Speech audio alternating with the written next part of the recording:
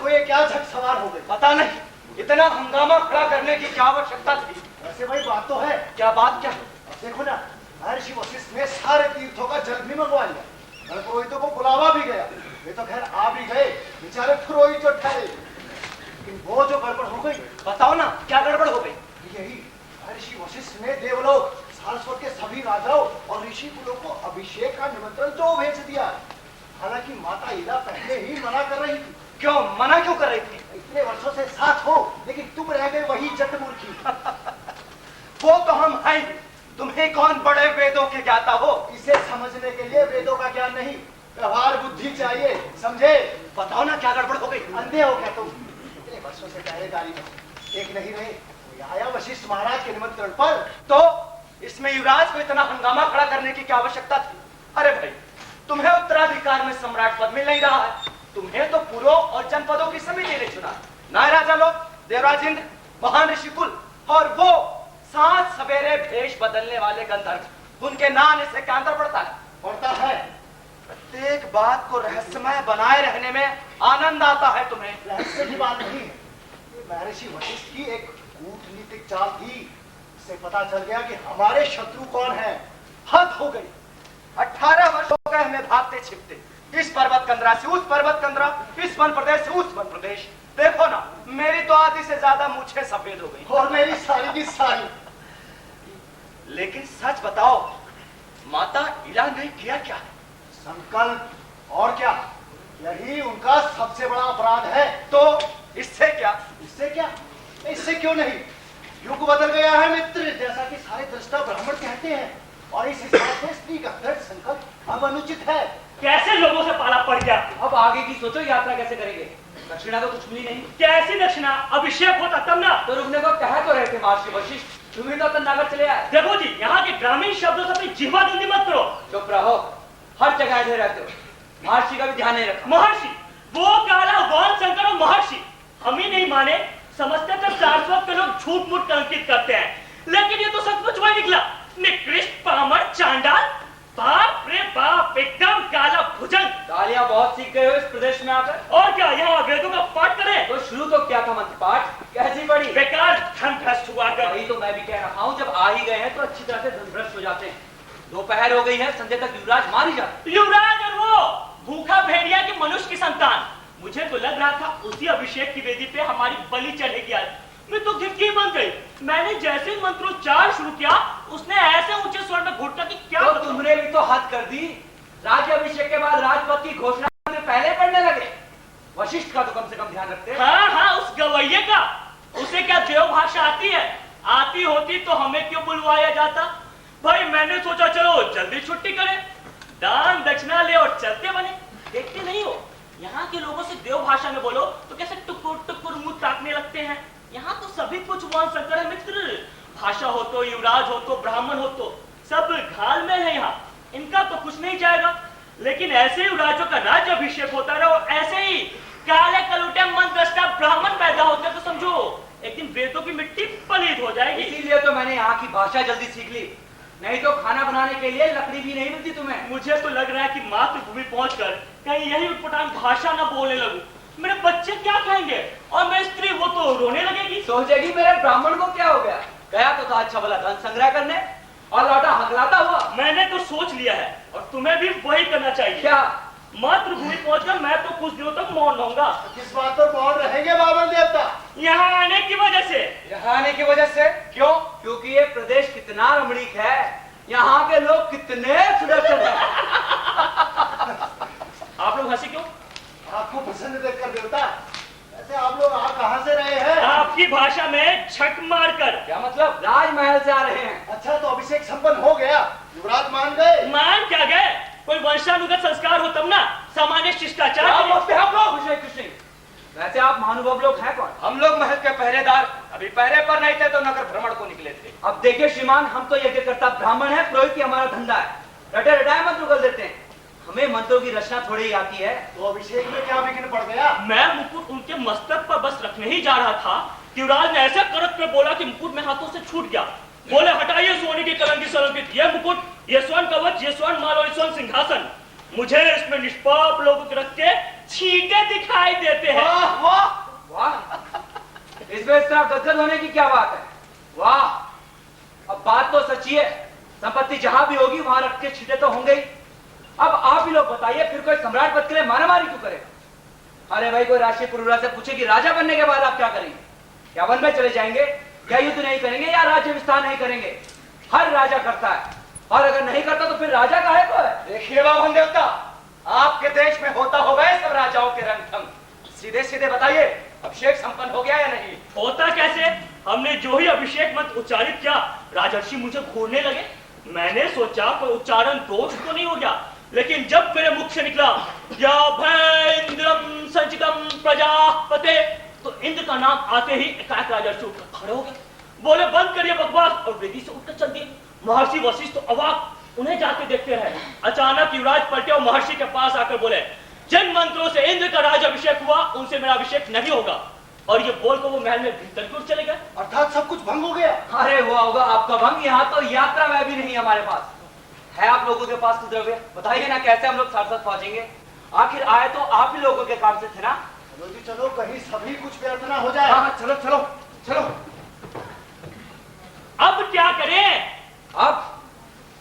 अब हम अपनी दक्षिणा सारस्वत और इंद्रपुरी चलकर वसूलेंगे।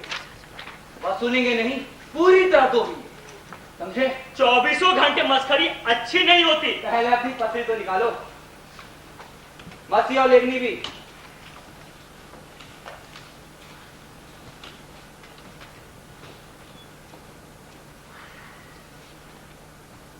बोलो।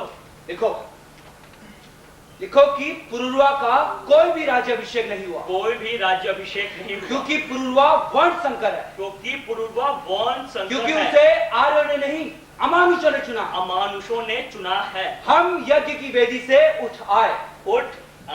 हमने पवित्र मंत्र पढ़ने से मना कर दिया। हमने कहा कि हमारे प्राण भी चले जाएं, लेकिन हम ये अधर्म नहीं करेंगे। हम ये अधर्म नहीं हम करेंगे। सारस्वत के पवित्र वेद पाठी ब्राह्मण। पवित्र वेद पाठी ब्राह्मण है। लिखो कि तो क्यों गए? लिखो कि पुरुरवा को वेद मंत्रों से दुर्गंध आता। दुर्गंध तो नहीं कहा था उसने। चुपचाप लिखो, तुम्हें अतिशयोक्ति और झूठ का महसूस। लिखो, लिखो कि पुरुरवा स्वयं वेद मंत्रों की रचना करना चाहता है। कि वो ब्राह्मणों को धर्मभ्रष्ट, आर्यों और देवताओं को लुटेरा, और स्वयं देवराज इंद्र को अपने पिता का निर्मम हत्या। क्यों ना करूं? तो रह रहकर नैतिकता के कुचक्र घुमाते हो। अब क्या तुम देखते नहीं हो त्रिगत या सारस्वत के सारे ब्राह्मण या मनु महाराज के वंशज, विलासी राजा लोग, या देवता, गंधर्व, किन्नर, विजयधर, क्या सभी लुटेरे, अधर्मी, लंपट और पामन नहीं है?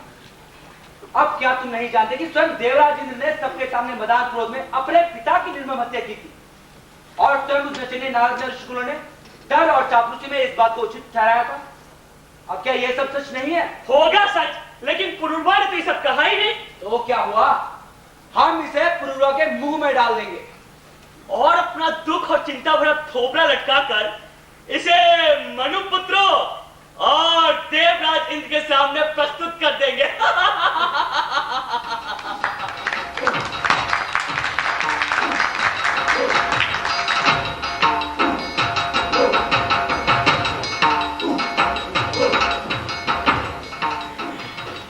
तो आप भी चाहती कि मंत्रों को हमें छोड़ देना चाहिए सदा के लिए?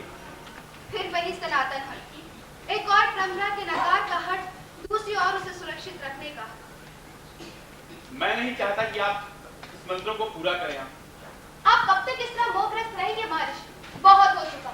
ऋषि कुलों, ब्राह्मणों, क्षत्रिय सम्राटों और देवराज इंद्र, कब तक? आखिर कब तक इनके हृदय परिवर्तन की आशा में आप अटके रहेंगे? जो भागता है उसके लिए हृदय परिवर्तन नहीं होता। आप कब तक इस प्रतीक्षा में अपने निर्णय को टालते रहेंगे कि शायद मुझे, उसे और आपको स्वीकार कर लिया जाएगा? मुझे किसी की भी स्वीकृति की चिंता नहीं, लेकिन मुझे तो है, अपने लिए भी और युवराज के लिए भी, और उससे पहले आपके लिए। ये मेरा अधिकार है और इसे मैं लेकर ही रहूं। इन बातों के लिए समय नहीं। जैसे छोटे बच्चे को हम धूप और ठंड से बचाते हैं ना, उसी तरह इस नवजात राज्य को मैं चाहता था अभी द्वंद्व ना होता। तो अर्थात आप जानते थे कि युवराज के अभिषेक में कोई भी सम्मिलित नहीं होगा। सम्मिलित होने का प्रश्न ही कहा। हमने नए प्रश्न उठाए हैं, राजा का चुनाव कराया, जनसभाओं, जन समितियों के निर्माण की घोषणा की, जनता को मूर्ख किया, और उसके बाद सोचा कि कुछ पुरोहितों से मंत्र पाठ करा देने से सब कुछ पर पर्दा पड़ जाएगा। बाहर अपार जन समूह मर रहा और युवराज है कि अड़े। मैं अब और प्रतीक्षा नहीं कर सकती। मैं चाहती हूँ वे सभी जाने कि मैं कहाँ हूँ और क्या कर रही हूँ। वे सभी जिन्होंने मेरे स्त्री होने का अपमान किया, जिन्होंने मेरे अस्तित्व को नकार दिया, जिन्होंने मेरे मातृत्व को तिरस्कृत किया, उसकी हंसी उड़ाई। समस्याएं इतनी व्यक्तिगत नहीं है जैसा कि आप समझती। क्यों नहीं है महर्षि? है, चाहे उनका सामाजिक आधार कितना बड़ा क्यों ना। क्या सारस्वत के बिना पुनर्वा का अभिषेक प्रमाणित नहीं होगा? लेकिन जन समितियों का प्रमाण तो है। फिर भी सारस्वत हमारी परंपरा है, हमारे लिए प्रमाण है। आपके प्रमाण की खोज में भटक रहे हैं, जबकि आप स्वयं प्रमाण हैं। सच बताइए, आप अपनी मौन निष्ठा और अपने किए की स्वीकृति क्यों नहीं लेना चाहते? क्या मंत्र दृष्टा होने के लिए अपने ही प्रति इतना हृदयहीन होना अनिवार्य है? आप इसका परिणाम नहीं जानते। परिणाम मैं जानती हूँ महर्षि। आप चाहे कुछ भी हो, चाहे सारस्वत से पुरोहितों को बुलाएं या इंद्रलोक से, आप भी तो कहते हैं समस्या इतनी व्यक्तिगत नहीं होती, उनका एक सामाजिक आधार होता है। आप क्या समझते हैं कोई भी पुरोहित मंत्र पाठ कर चला जाएगा तो वो लोग पुनर्वा को अपना सम्राट स्वीकार कर लेंगे? कर भी लेंगे, लेकिन कहेंगे आर्य परंपरा से चले आने वाले जो हमारे विधि विध विधान है उन्हें स्वीकार करें, लूट और हत्या में हमारा साथ दें, तब आप भी स्वीकार कर लेंगे? नहीं करेंगे ना। इसमें अपराधी भी आप ही है महर्षि। आपने अपने को कभी नहीं बदला। आप अपनी हट के कारण अनादर, तिरस्कार और देश निकाले के योग्य समझे गए। आपको वहां से भागना पड़ा। अब आप अपने मंत्रों के लिए, अपने विचारों के लिए एक नए लोक की खोज में भटक रहे हैं। अब जबकि आपको एक नया लोक, एक नया जनाधार प्राप्त हो गया है, अब जबकि बाहर आपकी जय जयकार हो रही, तो उस जय जयकार पर आप इंद्रपुरी और सारस्वत का तिलक लगाने को व्याकुल हो रहे हैं। सम्राट पुरुषवा की जय! सम्राट पुरुषवा की जय! सम्राट पुरुषवा की जय! सम्राट पुरुषवा की जय! सम्राट पुरुषवा की जय! तो मैं बाहर गण प्रतिनिधियों से कह देता हूं कि मेरी कोई उपाधि नहीं है, मेरे माथे पर कोई मुकुट नहीं। मैं कितनी बार एक ही बात दोहराऊं, मैं हत्यारों, लुटेरों और पाखंडियों से शब्द नहीं लेना चाहता। आप मुझे पवित्र मंत्र दीजिए। आर्य परंपरा में सभी कुछ पाखंड नहीं है युवराज। आप भी तो कहते थे गुरुदेव, जिन मंत्रों का उपयोग पाखंड के लिए होता हो उनसे घृणा स्वाभाविक है। किंतु इस तरह की विकट उत्तेजना का क्या अर्थ है? इस तरह मंत्रों को विकृत करके देखने से सारस्वत में फैलाया गया झूठ सच हो जाएगा कि हम धर्म विरोधी हैं और जनशक्ति भड़क जाएगी। और इसके लिए लगातार आर्य परंपरा की दुहाई देते रहना आवश्यक है। आपको ये क्या हो गया है गुरुदेव? आप ये दोहरा खेल कब से खेलने लगे? क्योंकि घटनाएं अब निर्णायक दौर में, क्योंकि हम भाग नहीं रहे, क्योंकि हम चुनौती दे रहे हैं। क्षमा करें गुरुदेव, मैं शब्दों के दोहरे खेल के पीछे छिपकर नहीं रह सकता। मैं फिर कहता हूं, मुझे उन मंत्रों पर हत्यारों के रक्त रंगे हाथों की छाप दिखाई पड़ती है। उनमें झूठी प्रशंसाएं, विदूषकों और चाटुकारों की विकृत चापलूसियां है। भाषा का ये कौन सा प्रयोग है युवराज? यही तो सही प्रयोग है। जब आपने युवराज को इस तरह रचा है तो वो इसी भाषा का प्रयोग ये करें। भाषा विषैले तीर की तरह चुभती है। इस वातावरण में, जबकि आकाश स्वच्छ नहीं है, जबकि चारों ओर युद्ध की गंध है, जबकि चारों ओर शत्रु मंडरा रहे हैं, हम सभी को शत्रु नहीं मानता युवराज। क्यों शत्रु नहीं मानते आप उन्हें? क्यों? क्या ये भी शब्दों का दोहरा खेल है? जब आपके तेज फरसे के धार से दो टुकड़े कर दिए जाते तभी वो आपके शत्रु होते। जब वो विश्वकर्मा द्वारा बनाई गई किसी यज्ञ वेदी में आपको अग्नि में झोंक देते तभी वो आपके शत्रु होते। वो ज्ञान, संस्कृति और परंपरा का उपयोग जनपदों को लूटने के लिए करते हैं, इसीलिए वो जनता के शत्रु हैं। उनका धर्म पालन है गोधन, स्वर्ण घृत और गोधूम को बलपूर्वक प्राप्त करना। उन्होंने यज्ञ के विधान को विकृत किया है। वो छूछे मंत्र बोलते हैं और उनकी दृष्टि हिरण्य पर होती है, स्वर्ण मंडित सिंह वाली गौ पर होती है। और आप है कि इस प्रसाद के भीतर मेरे शत्रु मानने से इनकार करते हैं। आपको भी तो ऋषि कुलों से इसीलिए बहिष्कृत होना पड़ा कि आप जनजाति और आर्य गणों की एक मिली जुली संस्कृति का बखान कर रहे थे, कि आप दासों को दस्यु कहने का विरोध कर रहे थे, कि आप उनके लिए नए जंगलों की सफाई और कृषि का नया अभियान चला रहे थे। तब आपने ये दोहरे शब्दों का खेल क्यों नहीं खेला?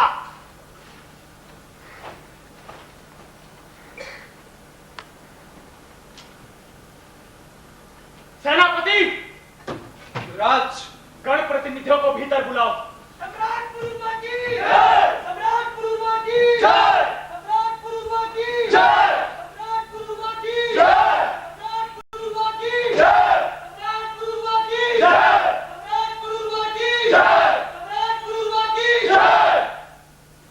प्रतिनिधिगण, देखिए मेरे माथे पर कोई मुकुट नहीं। धैर्य गुरुवा, फिर भी मैं आपकी बातें सुनूंगा, और जब सुनूंगा तो अनसुनी नहीं करूंगा। हमारे पास अग्नियां नहीं है सम्राट, और वे हमारी रक्षा नहीं करते सम्राट। वे हमारा घृत, गोधूम, गोवे, संतान सभी को छीन कर यज्ञ करते हैं। जटिल जटिल महलों का निर्माण करते हैं, नगर बसाते हैं सम्राट। वे हमारे बनाए हुए रथों पर चढ़कर बार बार हम ही को रौंदते हैं। रात के अंधेरे में वो हमारा सूर्य, हमारे वन, हमारी नदियां, हमारे समुद्र, हमारा आकाश भी हमसे छीन लेंगे सम्राट। मैं आप सभी को साक्षी मानकर माता इला और गुरुदेव वशिष्ठ की आज्ञा से ये राज्य अभिषेक स्वीकार करता हूं और ये संदेश देता हूं, सभी ग्रामों, पुरों और जनपदों में ये निर्देश भिजवा दो, कोई भी मनुपुत्र को बलि और भाग नहीं देगा। ब्राह्मणों और पुरोहितों के कहने पर कोई भी यज्ञ के लिए घृत, गोधूम, स्वर्ण नहीं देगा, क्योंकि हम इस लूट के धंधे को आज से सदा के लिए बंद करते हैं। ऋषि कुलों से कहो कि वो मैं ऋषि वशिष्ठ से तत्काल परामर्श करें। सेनापति, युवराज, राज्य की सीमाओं पर तत्काल सेनाएं भेज दो। जहां अभी यज्ञ धूम उठ रहा हो उसे तुरंत बुझा दो, यज्ञ वेदियों को ध्वस्त कर दो, और सारथी से कहो कि हमारा रथ तुरंत तैयार करें। हम अभी अग्नियां लाने के लिए इंद्रपुरी प्रस्थान करेंगे। प्रतिनिधिगण, जाकर ग्रामों, पुरों और जनपदों में शुभ समाचार तुरंत दीजिए कि आप अंधेरे में नहीं रहेंगे। अग्नियां मैं अवश्य लाऊंगा ही। सम्राट पुरुरवा की जय, सम्राट पुरुरवा की जय, सम्राट पुरुरवा की जय, सम्राट पुरुरवा की जय, सम्राट पुरुरवा की जय, सम्राट पुरुरवा की जय, सम्राट पुरुरवा की जय, सम्राट पुरुरवा की जय, सम्राट पुरुरवा की जय।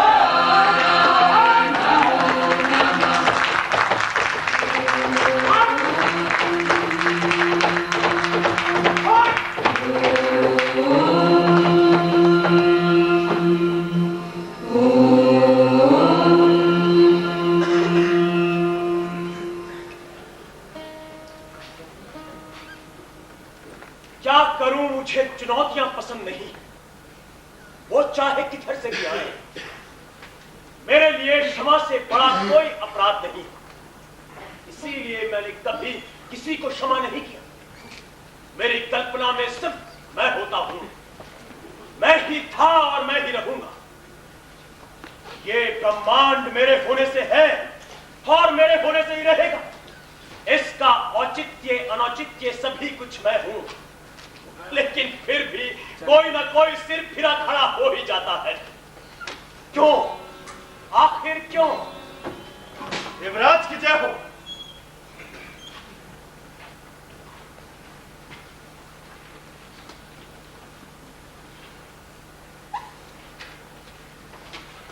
देव ऋषि नारद प्रतिष्ठान से लौटा है सेनापति। हाँ सम्राट, आपका स्वस्ति वचन सम्राट पुरुरवा को मिल गया, और मेरा संदेश भी, किंतु सम्राट पुरुरवा उससे पहले ही अमरावती आने की घोषणा कर चुके थे। सम्राट पुरुरवा अपनी प्रजा के लिए अग्नियां चाहते। सम्राट होते ही व्यक्ति कितने ऊंचे विचारों से भपकने लगते हैं।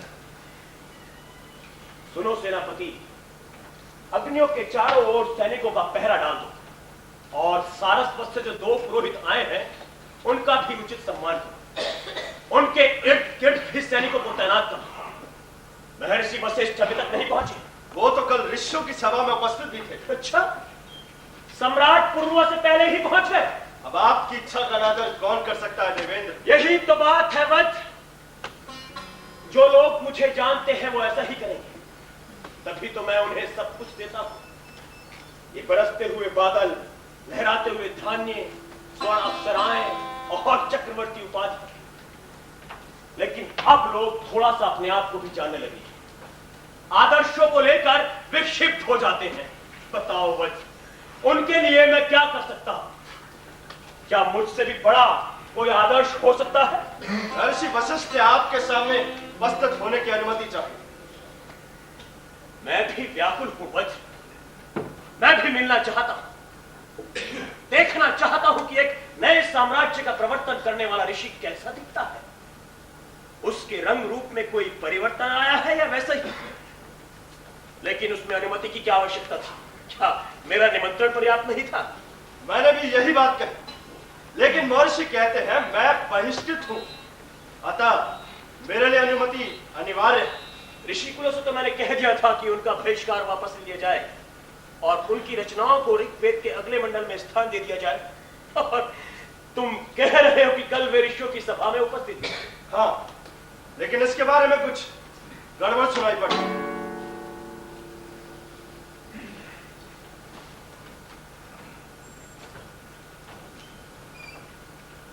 देखो सेनापति, एक गड़बड़ शब्द मुझे पसंद नहीं। प्रहरी, ऋषियों से कहो कि हम अभी उनके दर्शन करना चाहते हैं। वध, क्या तुम्हें नहीं लगता कि ढोंग भी चंदन चर्चित होता है? लगता है तुम मंत्र पाठ नहीं सुनते। ठीक करते। तीर को लक्ष्य पे साधने में बाधा पड़ती है, इसीलिए तो तुम वज्र हो। महाराज, भगवान की सदा जय हो। वो तो होगी ही, आप लोगों के रहते नहीं होगी तो कब होगी? हमसे क्या पहले ये समूह गान आप लोग बंद करिए। कल की सभा में क्या हुआ? क्या सभा ने वशिष्ठ का बहिष्कार वापस लिया? हमने तो सर्वसम्मति से प्रस्ताव रखा था, किंतु क्या? ये भी कोई रिक है जो आप लोग गाकर पढ़ेंगे? आप लोगों को हकलाने की आदत पड़ गई है। पूरा वाक्य क्यों नहीं बोलते? महर्षि वशिष्ठ ने मना कर दिया। उन्होंने कहा मुझे बहिष्कृत निर्णय दीजिए। अच्छा, उन्होंने कहा कि मैं अपने प्राप्त संस्कारों और विश्वासों को छोड़ने के लिए प्रस्तुत नहीं हूँ। मैं ऋषियों की सभा में सर्वसम्मति के निर्णयों से असहमति का अधिकार चाहता हूँ, क्योंकि सर्वसम्मति और सर्वाधिकार तो मेरे चिंतन की परिधि से बाहर है। कितने ऊंचे विचार! कहाँ है आपके महर्षि? कहिए, अपने विचारों से हमें भी उद्भुत कराए। अभी तो वे देवी ऋषि की आ गई है। ओहो, मैं तो भूल ही गया था कि ये इंद्रपुरी है। देवी उर्वशी ने देव ऋषि नारद के साथ उन्हें भी निमंत्रित किया है। क्यों? हमारी अप्सरा को नारद से क्या काम पड़ गया? देवी ऋषि सम्राट उर्वा के बारे में जानने को उत्कंठित है। उत्कंठित है?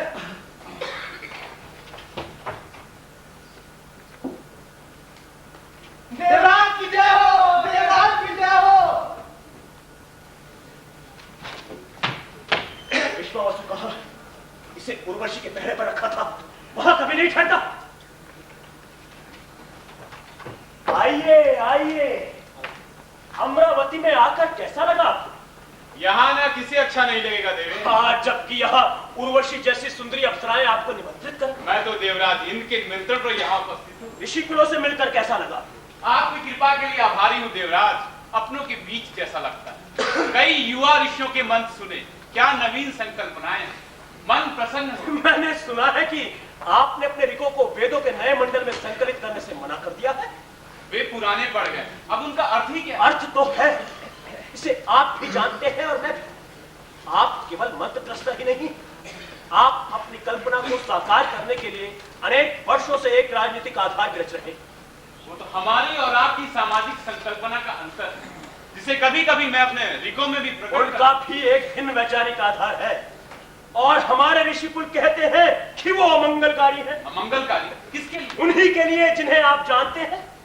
जिन्हें मैं जानता हूँ, हाँ, जिन्हें मैं जानता हूँ उन्हीं के लिए तो मैं अपने रिक प्रस्तुत करता हूँ। या कि आप जानना नहीं चाहते, या कि आप उन्हीं काले लोगों को जानना चाहते हैं जिनके आप वंशधर हैं। आपकी संकल्पनाएं सार्वभौम नहीं है ऋषि प्रवर। आप अपनी त्वचा के रंग से अपने ज्ञान को सीमित करते हैं। आप ऋषि हैं, आपको अपने सोच की परिधि इतनी संकुचित नहीं करनी चाहिए। आप ठीक कहते हैं देवराज। मैं मनुष्य और मनुष्यों में अंतर देखता हूँ, लेकिन उनके गोरे और काले रंग के आधार पर नहीं। फिर भी उन्हें एक रूप में जानना मेरे लिए संभव नहीं, इसीलिए मेरी रिक भी एकांगी। वे सार्वभौम कैसे हो सकते हैं जो एक दूसरे के विरुद्ध हैं? उनके लिए एक ही संकल्पना कैसे हो सकती है? मुझे विवाद में मत फंसाइए बहन। मैं विवाद का आदी नहीं। बताइए, आप उषा के बारे में ही रिको की रचना क्यों कर रहे हैं, जबकि आप अच्छी तरह से जानते हैं कि विपाशा के तट पर मैंने उषा के रथ को चूर चूर कर दिया और उसके रक्त में विपाशा का जल आज भी नहीं ना? नहीं देवराज, मैं ये नहीं कहता। मैं अपने मंत्रों में उस लालिमा को उषा माता के पाद पद्मों का अलग तक बिंब कहता। मैं तो उस रक्तिम लालिमा को प्रवाल पंक्तियां कहता। क्या ये अपराध है देवेश? तो जब भी आपके रिको का भाषण किया जाता है उसमें सभी कुछ लहूलुहान क्यों दिखाई पड़ता है? क्या आपके रचे हुए बिंब इतने रहस्यमय है? क्या आप इतने अबूझ हैं? क्षमा करें देवराज, आपके ऋषि कुल और आपकी वंदना करने वाले आर्यवर्त के वीर सम्राट सभी उस नग्न सत्य का दर्शन करने से घबराते हैं। ये नग्न अप्सराएं तो मैंने बहुत देखी है, ये आपका नग्न सत्य क्या है? निरर्थक रक्तपात, सारे ब्रह्मांड में फैलता हुआ अर्थहीन रक्तपात। लेकिन आपके ऋषि कुल उस पर उंगली नहीं रखते। आपके देवगण, आपकी अभ्यर्थना करने वाले मनुपुत्र भी सभी आपके शौर्य का बखान करते हैं और आप गदगद होते हैं। फिर आप उत्तीर्ण आनंद सोमपान करते हैं, अपने रक्तिम नेत्र बनकर अन्न गर्जना करते हैं, दिशाओं को कपाते हैं, जलबंधों को तोड़ते हैं, फूलों को नष्ट करते हैं। और फिर जब आप लौट कर आते हैं तो पुरंदर कहकर आपकी अभ्यर्थना की जाती है। उसमें उन अभ्यर्थियों को भी भाग मिलता है। वे युवा, वृद्ध, शिशु, कन्याएं, माताएं जिन्हें आप युद्ध में जीतते हैं सभी आपको अर्पित कर दिए जाते हैं। फिर आप उन्हें बांटते हैं ऋषि कुलों में, मनु के वंशजों में, गंधर्वों में।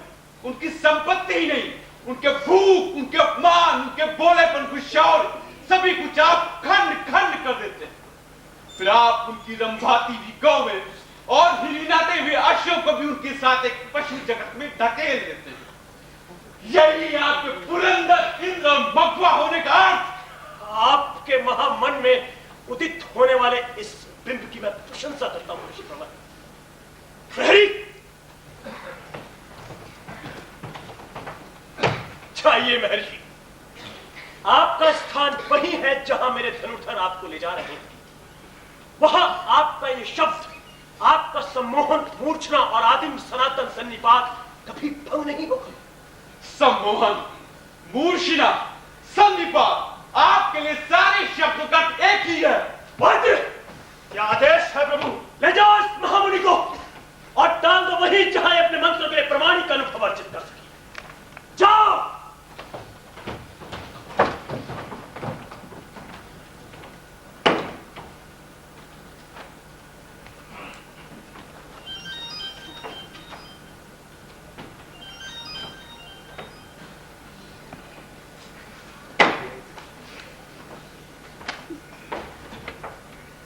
दुखी कर दिया इस कुतर्की ने। सारा दिन और सारी संध्या व्यर्थ गई।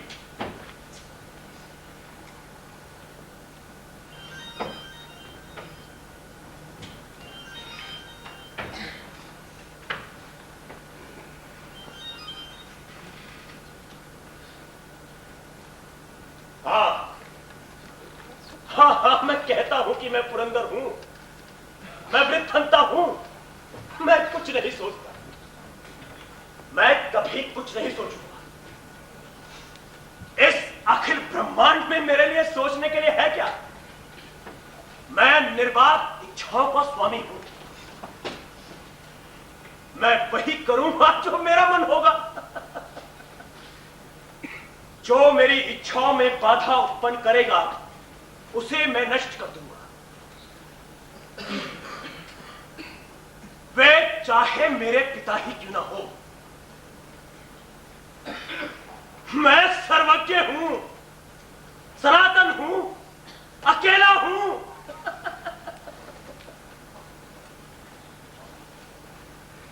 विश्वावसु, सभी कुछ स्पष्ट है। केवल नदियों, पर्वतों और समुद्रों की सौगंध नहीं है, ब्रह्मांडों की भी है। ब्रह्मांडों का शासक मैं हूं और प्रतिज्ञाएं पूर्ण हुआ करता है। तुमने सारी व्यवस्था देख ली और उर्वशी, उसे पुनः बता दो कि अप्सरा धर्म के पालन का इससे सुंदर अवसर नहीं मिलेगा। और अपने गंधर्वों को चारों ओर बिछा दो और ध्यान रहे उर्वशी मात्र अभिनय नहीं करे। मैंने ये सब पहले ही कर दिया है देवेन। राजश्री के रात्रि विश्राम की व्यवस्था कहां है? नंदन कानन के अतिथि गृह में। प्रतिज्ञाएं, सौगंध, लोग समझते नहीं है विश्वावसु। ये संसार जैसा कल था वैसा याद रहेगा। कल रंभा की बारी थी, आज उर्वशी की है। और ये सिर्फ वे समझते हैं कि पृथ्वी को बदल देंगे। देवराज, आप से एक विनय है। उर्वशी इन दिनों किसी की नहीं सुनती। जब भी कहता हूँ तो केवल अभिनय, केवल नाट्य हंसने लगती है। जितनी बार दोहराता हूँ उतनी बार हंसती है और फिर नृत्य की तैयारी में लग जाती है। नृत्य? कौन सा नृत्य? वही जो आज यहाँ होना है। हाँ, तो उसके लिए तैयारी कैसी? मैंने भी यही कहा। इस पर बोली, एक और तो कहते हो मेरे धर्म पालन का द्वितीय अवसर आ गया, और दूसरी ओर तैयारी कैसी? नृत्य तुम करोगे या मैं? इतना व्यस्त तो मैंने उसे कभी नहीं देखा। उसने भरत मुनि के नाट्याभ्यास से भी मना कर दिया। हमारी गंधर्व बुद्धि को क्या हो गया है विष्णु? अरे ठीक तो है, एक साथ कितने नाट्य अभ्यास करेगी हमारी अप्सरा?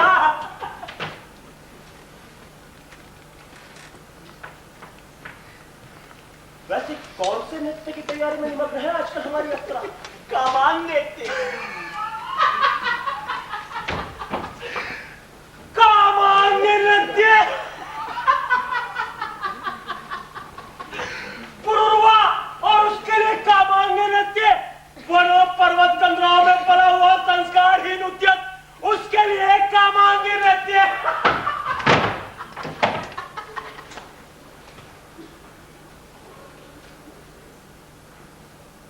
हमारे लिए कभी नहीं। चलो, हमारे लिए तो जो भी नाचो वही कामांगी नृत्य होता है। देवाज की देव, इंद्र की जय हो। आइए, आसन ग्रहण कीजिए बाल बैरागी। क्या आप भी हमारी अप्सरा का कामांगी नृत्य देखेंगे? इसीलिए कह रहा था कि इन दिनों देव ऋषि नारद और महर्षि वशिष्ठ भी हमारी अप्सरा के निमंत्रण पर आपके पीछे पहुंच को जाते। मैं तो महर्षि वशिष्ठ के बारे में आपसे कुछ निवेदन करना चाहता था। बड़े चिंतित हो गए आप वशिष्ठ को लेकर। आप लोग तो वर्षों से उन्हें बहिष्कृत किए हुए थे और अब आपको ऋषि के बिना कुछ सूझता नहीं। प्रतिदिन मेरे पास आवेदन आते थे, महर्षि वशिष्ठ को बुलाइए, महर्षि वशिष्ठ को निमंत्रित कीजिए। जानते हैं आप कल उन्होंने ऋषियों की सभा में क्या किया है? उन्होंने मेरे सर्वाधिकार को चुनौती दी और कल यहां इंद्रासन के निकट मेरे साथ जो विवाद, अगर मैं चाहता तो सेनापति वज्र का एक ही बाण उनके मस्तक को ब्रह्मांडों के पार पहुंचा देता। उनकी सारी प्रतिज्ञाएं धनी की धनी रह जाती। वशिष्ठ अभी युवा है देवराज, उनमें अनुभव की कमी है।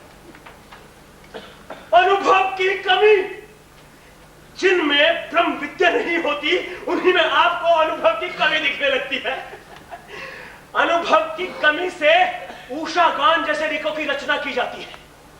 कैसा वर्णन करते हैं वशिष्ठ, जैसे युद्ध में मेरे सारथी रहे। वशिष्ठ ने देखा था जब मैंने उषा के सिर पर गदा से प्रहार किया था तो चेहरे पर क्या भाव है? उषा माता, उषा माता, उषा माता, उषा माता। जबकि वशिष्ठ अच्छी तरह से जानते हैं कि इन माताओं से मुझे निरंतर घृणा है। और आप लोग इंद्र के शौर्य को मलिन होने से बचाने के लिए क्या कर रहे हैं? हमने आपके शौर्य के बखान में एक नए अमर समूह की रचना की है देवराज। ओम जय इंद्र देवा, स्वामी जय इंद्र देवा।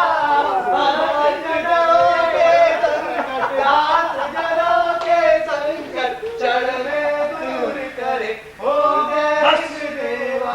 बस! आप लोग बड़े प्रतिभाशाली हैं, अब मुझे थकाइए मत। कल फिर दर्शन दीजिएगा।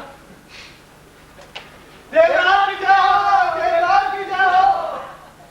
आप यही रह जाएंगे मेरा इतिहास रचने के लिए। ये भांड, ये विदूषक और ये चाटुकार। क्षमा करें देवराज, मुझे नृत्य प्रबंध के लिए देवी उर्वशी के पास जाना है। जाओ। सुनो, शीघ्र लौटना। आप कहते क्यों नहीं? क्या कहना है देवेंद्र? यही कि वे उषा गान के साथ मघवा की स्तुति भी जोड़ दे कहूंगा। और अपना हट छोड़ दे। कौन सा हट?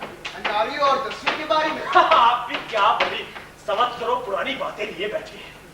उस हट से तो मैं निपट लूंगा। फिर कौन सा हट? आज तो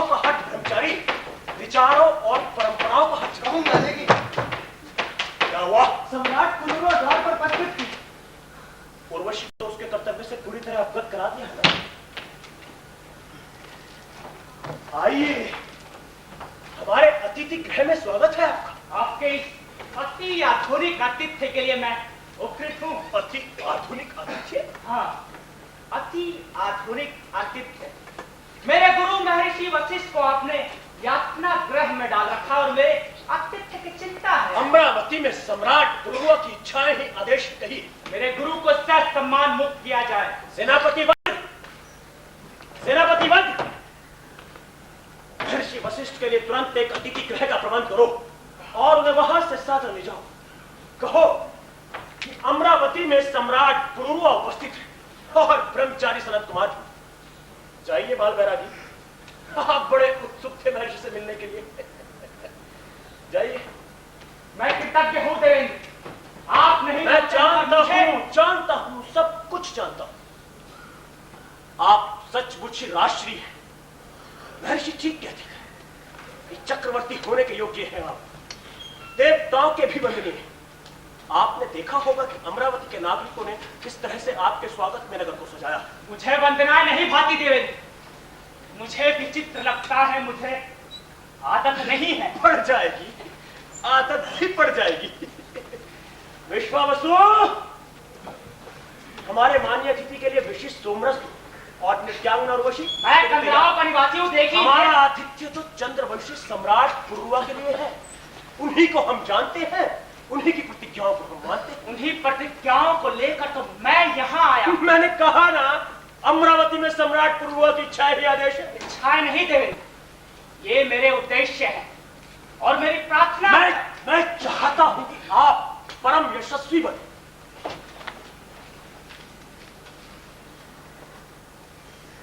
मैं यज्ञ के विधानों में परिवर्तन चाहता हूं। मैं चाहता हूं गोधन, स्वर्ण घृत और गोधूम की मात्रा कम कर दी जाए और जो गढ़ देने की स्थिति में ना हो उन्हें मुक्त रखा जाए। लीजिए ना राशि। मैंने कहा ना कि मैं बंदे हूं। और आपने मेरी प्रार्थना नहीं सुनी शायद। आप जानते ही हैं सम्राट, देवासुर संग्राम होने वाला है। ऐसे में युद्ध यह बहुत बढ़ जाएगा। आपके सुंदर विचारों से मैं पूरी तरह सहमत हूं, लेकिन आप ही सोचिए, हम लोग लड़ेंगे कैसे? हम लोग कौन? हम लोग देवता और आर्य और महान शक्तिशाली मघवा और आर्यवर्त का महान वीर सम्राट पुरुआ। तब तो मुझे असुर शब्द की नई परिभाषा करनी पड़ेगी देवी। ये काम तो आप महर्षि वशिष्ठ पर छोड़ दीजिए। आपको तो केवल युद्ध करना है। युद्ध विश्वावसु, हमारे माने को विशिष्ट हो। आपने कुछ कहा सम्राट? हमारी सारी प्रजा अंधेरे में है देवेंद्र। उन्हें आदत है सम्राट, उन्हें अंधेरे में रहने दीजिए। उन्हें अग्नियां चाहिए। जिनकी आंखें अंधकार की अभ्यस्त हो, वे प्रकाश में अंधे हो जाए। मैं वचनबद्ध हूं देवेंद्र।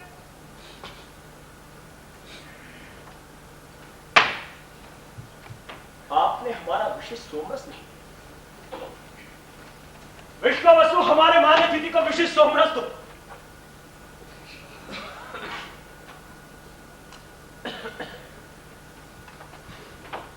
नहीं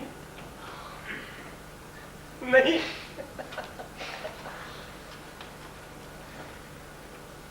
विश्वावसु, विशिष्ट सोमरस से भरा हुआ स्वर्ण कलश इधर।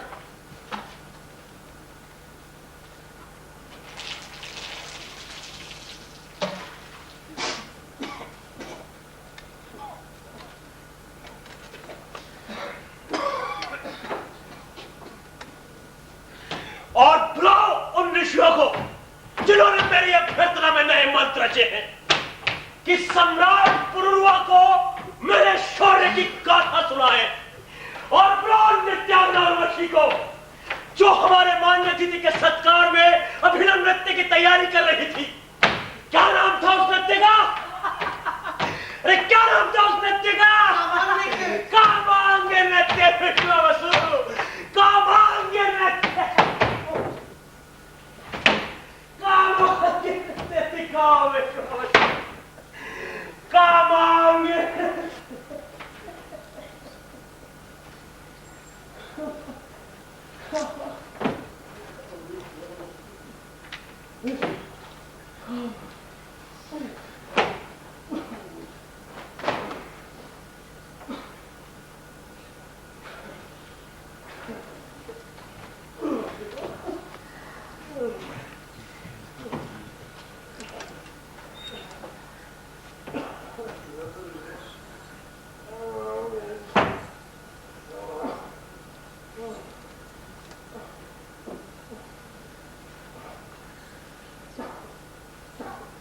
आपको इस वेश में देखकर मुझे अत्यंत कष्ट हुआ देवी।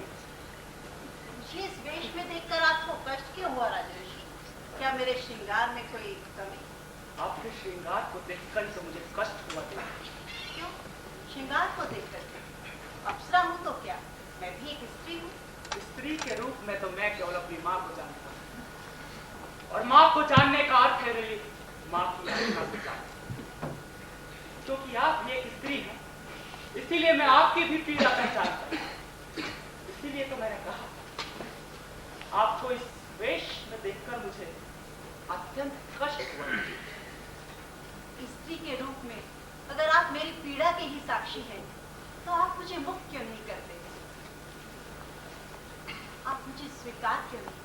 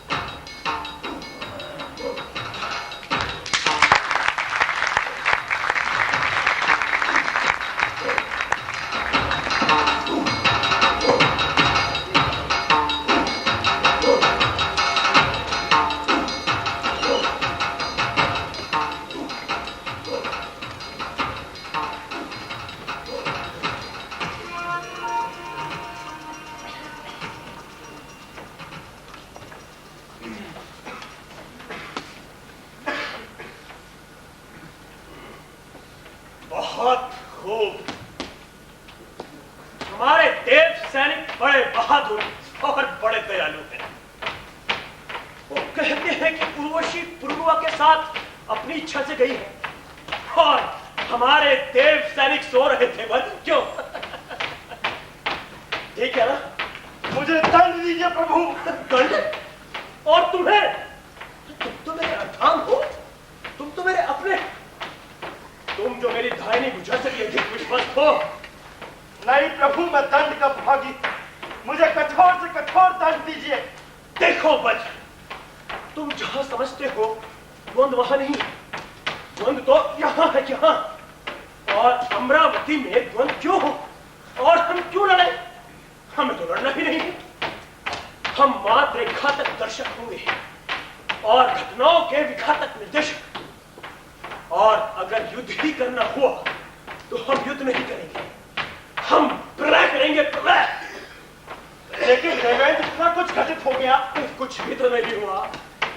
उस दिन थोड़ा सा विषपान से मैं अस्वस्थ हो गया था, बस। क्या ये सच है प्रभु? सनातन काल से तुम मेरे सेनापति हो, तुम कब समझोगे?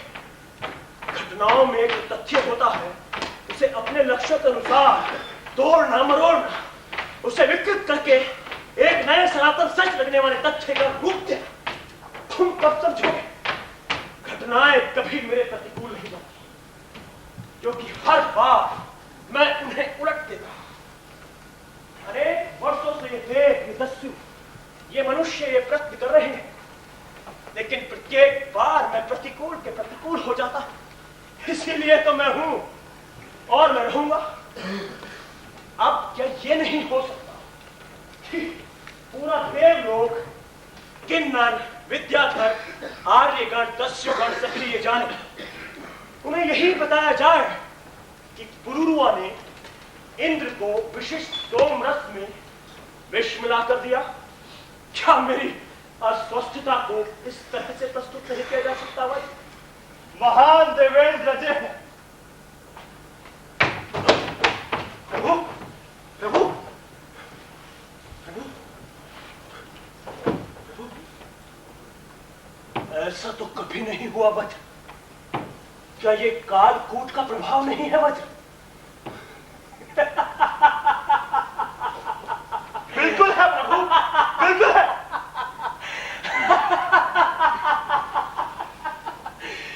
और उन देव सैनिकों का क्या हुआ जो अग्नियों के पहरे पर थे? मैं यात्रा गृह में डाल दिया प्रभु। यह अपने गृह में क्यों? कल तो अमरावती के राजमार्गों पर उनके शवों का प्रदर्शन होना है। क्या तुम नहीं जानते कि पुरुआ इन देव सैनिकों का निर्मम हत्यारा है? जान गया देवाधिदेव, जान गया। और तुम्हें पता है, आर्यवर्त के भी महान वीर सम्राट जो हमारे अतिथि हैं, हमारे विरुद्ध पुरुआ को संधि प्रस्ताव भेज रहे हैं। चौंको मत, जो प्रस्ताव लेकर जाता है उसे वैदुर्य पर्वत के सिंह के आगे फेंक दो और इन कमनिया वैश्यगामी से कह दो कि इसके बाद उनके अंतःपुर में केवल हिजड़े रह जाएंगे और उनकी महर्षियां दस्युओं के संग रहना अधिक पसंद करेंगी और वे खुद भिक्षा पात्र लिए पुरों और जनपदों में तीर्थ करते फिरेंगे। और मेरी ओर से यह भी निर्देश दो कि इंद्र का यह दृढ़ विचार है कि वही ऐसे योद्धा हैं जो पुरुआ को पराजित कर सकते हैं और ये उन्हीं का रण है। और उन दो पुरोहितों का क्या करें प्रभु? वे कभी भी विश्वासघात कर सकते हैं। ये तो और भी अच्छा है, उन्हें प्रभु धंधो और विश्वासघात में लगा दो। क्या कह रहे हैं देवेंद्र? हाँ, उन्हें विश्वासघात में लगा दो, देखो कि वे कहां छेद करते हैं।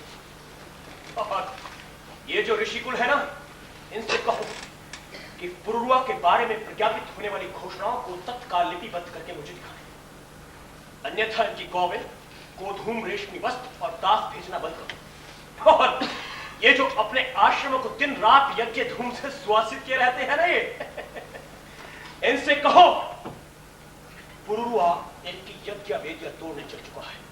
और कहो इन विदूषकों से कि कुड़ने से वे वशिष्ठ नहीं हो जाएंगे। और देवऋषि नारद, वो बुढ़ा खुसट, उसकी बड़बड़ से तो मैं तंग आ गया। और सनत कुमार, उसके बारे में क्या आदेश है? उस नंगे को लाल रेशमी वस्त्रों का उपहार दो। वो पहनेगा नहीं प्रभु। पहनेगा, उसे पुरुआ के दरबार में ले जाना है। पुरुआ के दरबार? क्यों? ये जानना तुम्हारा काम नहीं है वज्र। और सुनो, पवित्र अग्नियों के बारे में चिंतित होने की आवश्यकता नहीं है, क्योंकि अग्नियां ले जाने से ही कोई उनका संवाहक नहीं बन जाता। एक बात और पूछनी थी प्रभु।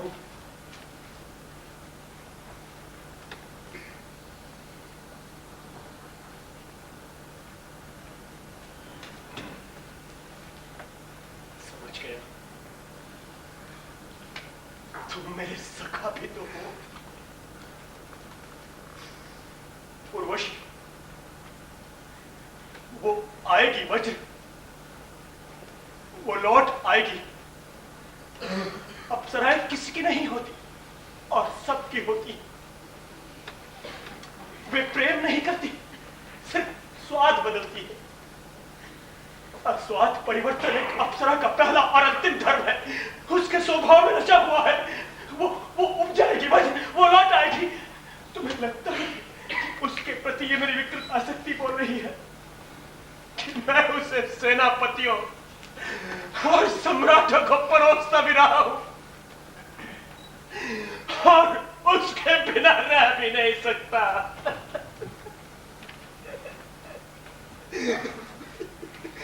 यही सोचते हो ना तुम?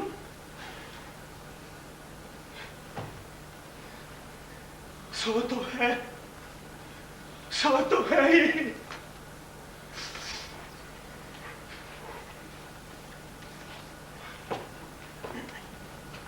जाओ तुम, जाओ। रुक। इसके बाद भी अगर कोई हमारी घोषणा में सम्मिलित नहीं होता तो उसके साथ क्या व्यवहार करना है ये तो तुम जानते ही हो ना। जानता हूं दिवाली देव, जानता हूं।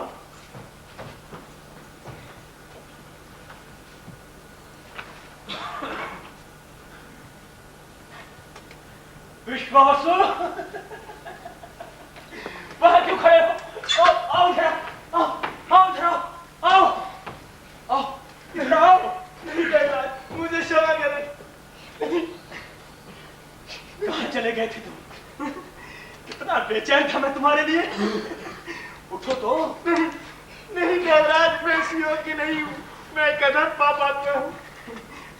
जानते हो, तुम्हारे बिना एक पल भी मेरा जी नहीं लगता था। कहाँ चले गए थे तुम?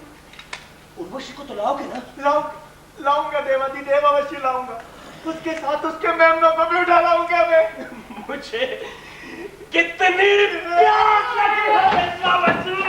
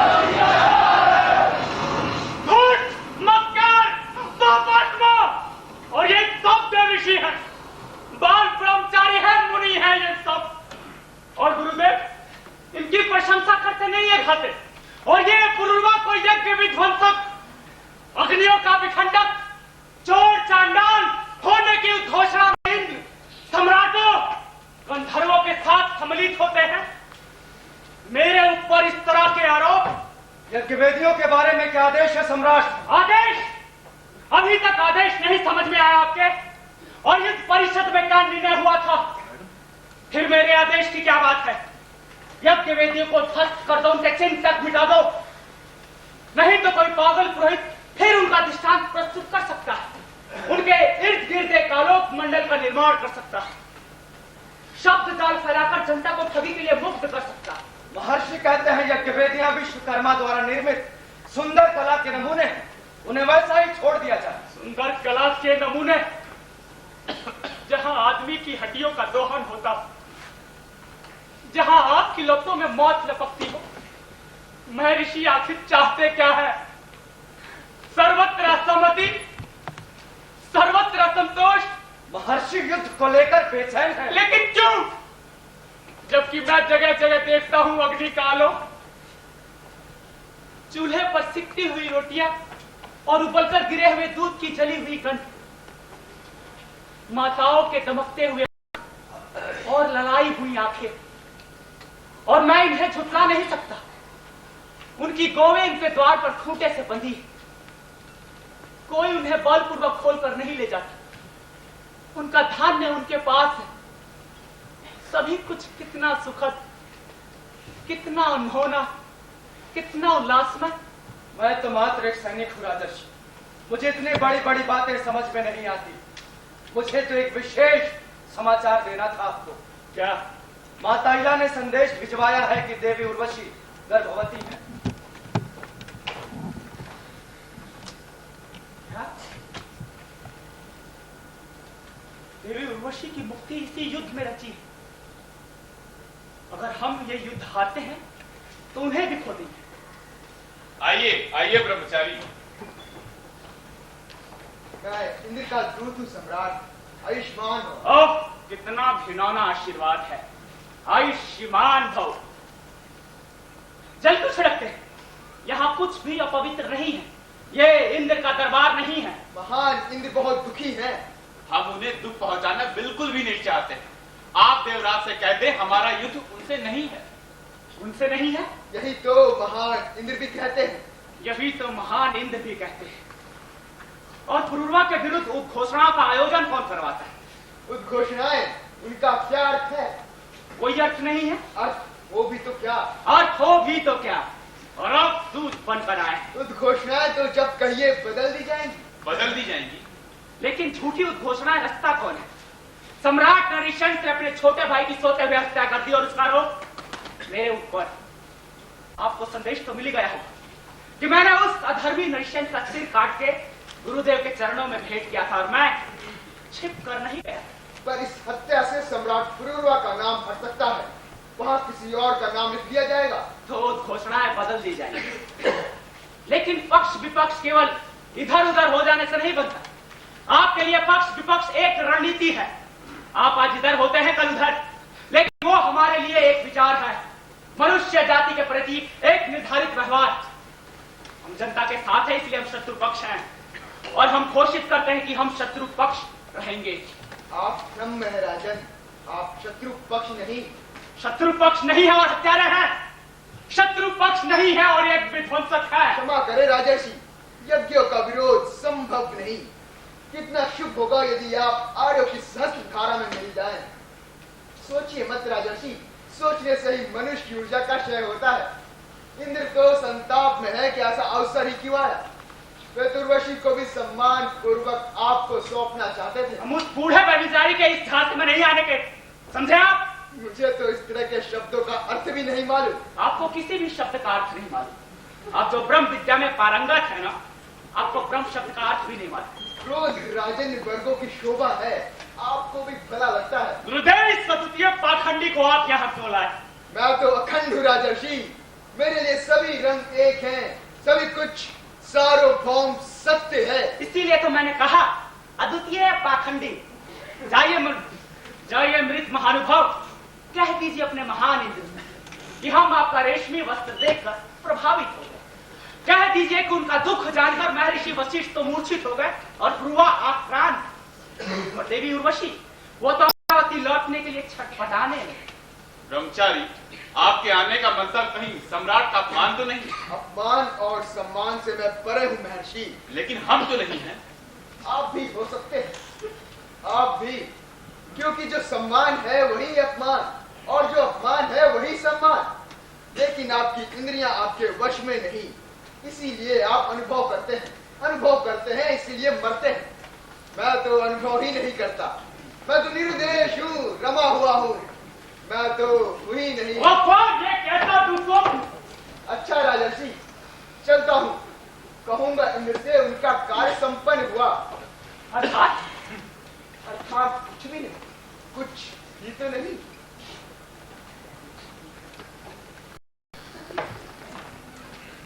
संभवतः उन्हें अभी भी आशा है। वे तो अपना हट छोड़ने को तैयार नहीं और हमसे कहते हैं इसका निर्णय तो सिर्फ युद्ध ही करेगा। इस समाज में युद्ध ही तो सार्वकालिक सत्य बन गया है। समझौता, विचार विमर्श सब निरर्थक है। देवी उर्वशी का हरण हो गया, उन्हें गंधर्व उठा कर ले गए। क्या? तो ये था सनत कुमार का कार्य, हमें बातों में लगाया और चलो।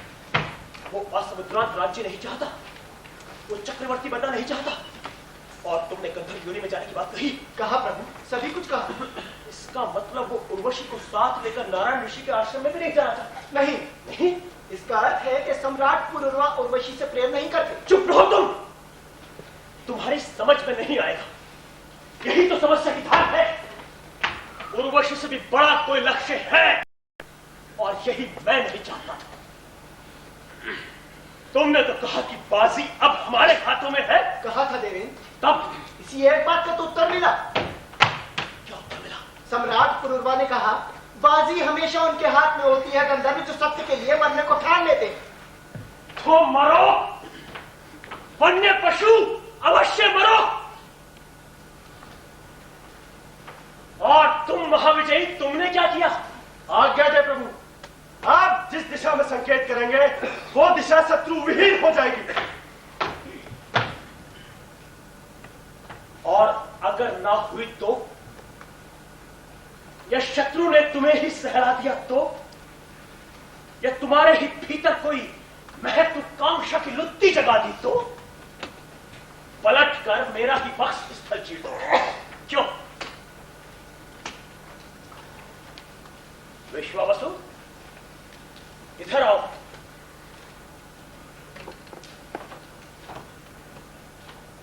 देखिए, तुम्हारे घुंघरू कहां गए?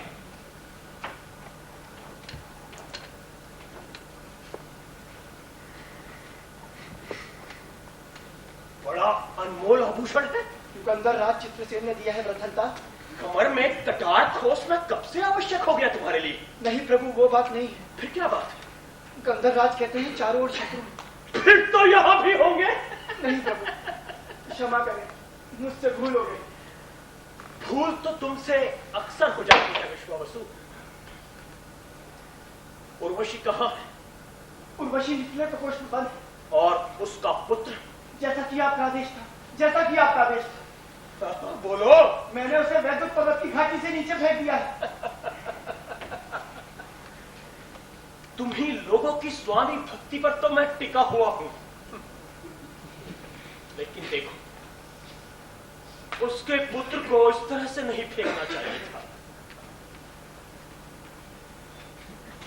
ये कटार तब नहीं थी तुम्हारे पास? थी प्रसन्नता। तो उसके पुत्र को इसकी नोक पर यूं हवा में उठाना चाहिए था, यूं लहराना चाहिए था, यूं, और तब फेंकना चाहिए था। मैंने ऐसा ही किया था देवेंद्र। और उर्वशी को ये शुभ समाचार दिया? वो जानती है प्रभु। उसे जानना चाहिए विश्वावसु, उसे अवश्य जानना चाहिए। स्त्री का गर्भाशय ही उसका सबसे बड़ा शत्रु होता है।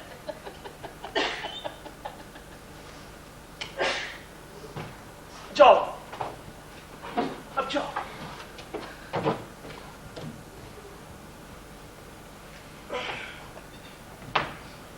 और विजयी सेनापति जी, आप भी कोई शुभ समाचार दीजिए। आपकी कृपा है प्रभु। पुरुरवा का राज्य कैसा है? पुरुरवा के राज्य प्रतिष्ठान के खंडरों में बदल गया और खंडरों में से रेत झर रही है। थोड़े दिनों में वहां एक टीला बन जाएगा। घास, फूल, झाड़, झंकार, कुछ बंझा पेड़ उगाएंगे, कीड़े मकोड़े अपना घर बना लेंगे। दस्यु और अनार्य जंगलों में भाग गए। जंगलों में भाग गए, लेकिन क्यों? हमारी सेनाओं के पहुंचने से पहले ही भाग गए। तो उन जंगलों को जला दो। हमने जंगलों को जला दिया, वो दूसरे जंगलों में भाग जाते। तो उन्हें भी जला दो। हमने ऐसा ही किया, हम यही कर रहे हैं। वे और भीतर की ओर भाग जाते। तो सारी पृथ्वी के जंगलों को जला दो। हम ऐसा नहीं कर सकते देवराज। क्यों नहीं कर सकते? क्योंकि अग्नि हमारे साथ नहीं। क्यों नहीं? क्योंकि पुरुरवा ने अग्नि उन्हीं हमारे शो के हाथ सौंप दी है। मैंने कहा था तुमसे, मैंने कहा था कि इससे पहले ये भाग निकले, इन्हें निपटा कर दो, इनकी अंतरात्मा को कुचल दो। अंतरात्मा का प्रश्न नहीं है देव, भूख का प्रश्न। अंतरात्मा के बिना तो वो रह सकते हैं, लेकिन भूख के बिना नहीं। तुम भूलते हो बच, तुम नहीं जानते। मैं इन्हें वर्षों से जानता हूं। ये वही लोग हैं जो भूखे रहकर भी अपनी अंतरात्मा को बचाए हुए। बहुत कठिन लोग हैं, बार बार धूल से उठकर खड़े हो जाते हैं। इस बार अग्नि भी उनके साथ है। जब भी हमारे शिविरों में भोजन की सुगंधी उठती है, वो टूट पड़ते और मारे जाते। हम ये सोचते हैं कि वे कभी नहीं आएंगे, लेकिन तभी अचानक फिर प्रकट हो जाते हैं और मारे जाते हैं। वे हर जगह है देवेंद्र, और कहीं नहीं। अग्नि भी उनके साथ। वे सभी कुछ देख लेते हैं और बार बार हमें चौंधा लगा जाते हैं। तो तुम भी एक अग्नि शिखा प्रज्वलित करो और घने जंगलों में भाग जाओ। क्षमा करें देवराज,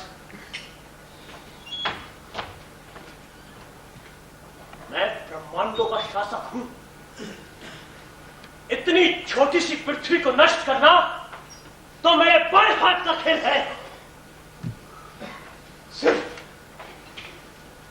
सिर्फ देवलोक बचना चाहिए, सिर्फ अमरावती।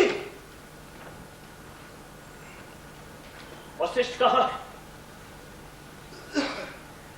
ओहो, इसीलिए तुम अपनी असफलताओं को ज्ञान की भेड़िया खाल से ढक रहे थे। क्यों नहीं कहते कि वशिष्ठ भाग गया? वही है मेरा सबसे दुर्दांत शत्रु, वही है जिसकी अभिशप्त छाया चारों ओर मंडरा रही है, वही है जिसकी वजह से आज देवलोक भी सुरक्षित नहीं है, वही है जिसकी वजह से अमरावती में लोग सोचते कुछ और है और करते कुछ और। किसी को मेरे ऊपर विश्वास नहीं रह गया, कोई मेरी सत्ता स्वीकार नहीं करता, सबके सब नाटक करते हैं। तुम भी, हाँ तुम भी। ऐसा ना कहे देवराज, ऐसा ना कहे। क्यों ना कहो? तुम भी तो आज दंड के लिए प्रस्तुत नहीं हो, जैसे उस दिन थे। उस दिन, जिस दिन तुम्हारी सारी गर्जन तर्जन के बावजूद वो पुरुआ को उर्वशी और अग्नि के साथ अमरावती की गलियों में देवताओं का अभिनंदन करता हुआ निरापाद चला गया था। मैं आज भी दंड के लिए प्रस्तुत हूं देव। तो तुम दंड के लिए प्रस्तुत हो? प्रस्तुत हूं देव। तो मैं तुम्हें दंड देता हूं।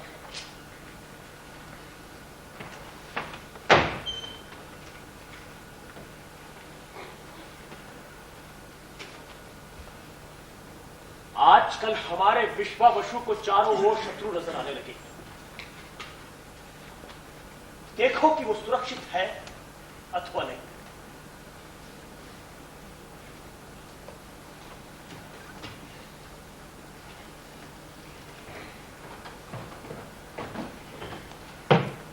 देवादिदेव इंद्र की जय हो। द्वार पर 3 ग्रामवासी उपस्थित हैं। ग्रामवासियों से मुझे क्या काम? वो आपके दर्शन करना चाहते हैं। अंदर भेजो। हमारे वादों के देवता की जय हो।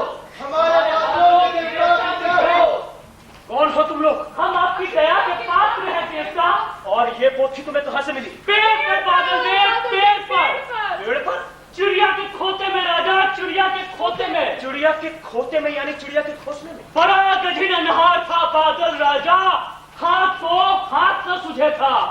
11 दिन और 12 रातें हम उस छतनार पेड़ पर टंगे रहे। आपके कोप से सूरज भी नौगे, धुआंधार तूफान होड़ा होड़ी मचावे, जंगल से धुने और बड़े बड़े रुख अगला कर गिरे। 11 दिन और 12 रातें। फिर वो सन्नाटा भया कि पत्ता भी टूट गिरे तो अंतर कांप जावे महाराज। तभी महाराज, तभी वो अजूबा दिखाई दिया। अजूबा दिखाई दिया? अचानक हमारे पेड़ के नीचे जंगली घोड़े दिखाई दिए। सभी के मोड़े ऊपर और सभी मंत्र पढ़े। मंत्र पढ़ रहे थे। जाप करे देवता, जाप। कौन सा जाप? मौत के साथियों, मौत के साथियों। मौत के साथियों। हाँ इंद्रदेव। फिर सूंड उठाए हाथियों का झुंड आया, वो भी चपे। मौत के साथियों, मौत के साथियों। फिर भेड़ियों का झुंड आया, नीलगायों का, हिरणों का, काले भालुओं का। फिर ऊपर शेर आए महाराज, वही धुन। मौत के साथियों, मौत के साथियों। हाथों को सारे पहाड़ों से वही धुन उठे, जैसे कोहरा उठे, जैसे खबरेलों से धुआं निकले। 12वें दिन बादल देव का कोप थमा तो सूरज उगा तो हमने देखा हमारा पेड़ सही सलामत, हमारे हाथ पांव सही सलामत। तभी महाराज एक और अजूबा घटा। एक और अजूबा? हमारे छतनार के सबसे ऊंची डाल पर एक खोता था।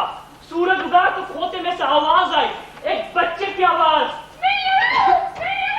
हमने तुम्हारे घर के मारे गिरते बच्चे। तभी आवाज फिर आई, हमने सोचा खोते में जरूर कोई बच्चा है। बेचारे को चील उठा लाई होगी। हिम्मत करके हम उस ऊंची ढाल पर चढ़े तो क्या देखा महाराज कि गरुड़ के अंडे फेंकती ये पोथी 100 उठा लाए और 11 दिन और 12 रातें चलकर हम पहुंचे अपने फादर देव के पास। तो ये तुम्हें चिड़िया के खोते में मिली? हाँ हाँ इंद्रदेव। बताओ वशिष्ठ कहाँ है? हम क्या जाने महाराज? नहीं, हम क्या डाले महाराज? मैं डाल उसको और कह दो मैं तुझसे समझे जो मौत के साथियों, मौत के साथियों, मौत के साथियों, मौत के साथियों, मौत के साथियों, मौत के साथियों।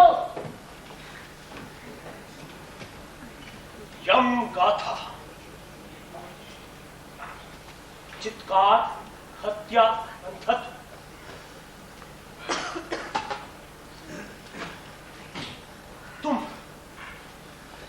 तुम मेरे कुकर्मों का कच्चा चिट्ठा मेरे पास भेज रहे हो। तुम मेरे दुर्दांत शत्रु, मैं तुम्हें नहीं छोड़ूंगा। तुम कहीं भी छुपे हो, पृथ्वी के किसी भी छोर पर, ब्रह्मांड के किसी भी तलघर में, मैं तुम्हें समाप्त कर दूंगा। तुम्हारी सुनहरी अयालोवाड़ा सिंह, तुम्हारी सुनहरी अयालोवाड़ा सिंह हमने धर लिया है वशिष्ठ। तुम्हारी नाभि हमने फाड़ दी है। जब गरुड़ के पंखों पर उसे बैठाकर हम स्वर्ग ले जाएंगे तो उसके रक्तिम लालिमा के लाल बादलों को सूंघना तुम्हारी नाभि की दुखन कम हो जाएगी। महान मधुआ सुख से तो है, सुख से तो है। घबराइए मत ऋषि पवन, हम पुरुरुआ को प्रजापति बनाकर संस्थापित कर रहे थे। हम प्रजापति का पुनर्सृजन कर रहे हैं। आप प्रजापति का पुनर्सृजन नहीं कर रहे हैं। फिर हम क्या कर रहे हैं? मेरे सामने इस ढोंग की क्या आवश्यकता है? आप अपने सबसे घातक शत्रु का हनन कर रहे हैं। क्या? आप पुरुरुआ का वध कर रहे हैं देवराज। तो मैं तो आपसे कुछ और ही कहने जा रहा था। आप पुरुरुआ का वध नहीं कर रहे, आप पुरुरुआ का पुनर्सृजन कर रहे हैं। आप जिसे नष्ट करने पर तुले हैं उसी का निर्माण कर रहे हैं। आप फिर पहिया बुझाने लगे। देवराज, पुरुरुआ सिर्फ कर्म नहीं है, पुरुरुआ एक विचार भी है। आप कर्म तो नष्ट कर रहे हैं, लेकिन विचारों को सहस्त्र गुना वेग से पुनर्जीवित कर रहे हैं। तो क्या कर सकता हूं? क्या कोई रास्ता है? फिलहाल मैं कर्म को नष्ट कर दूंगा। जनता की स्मृति बहुत क्षणिक होती है, लोग भूल जाएंगे। लोग नहीं भूलेंगे राजन, जनता भूलती नहीं है। जनता की स्मृति को ध्वस्त करना पड़ता है। वो कैसे? आखिर यह महान ऋषि किस दिन काम आएंगे?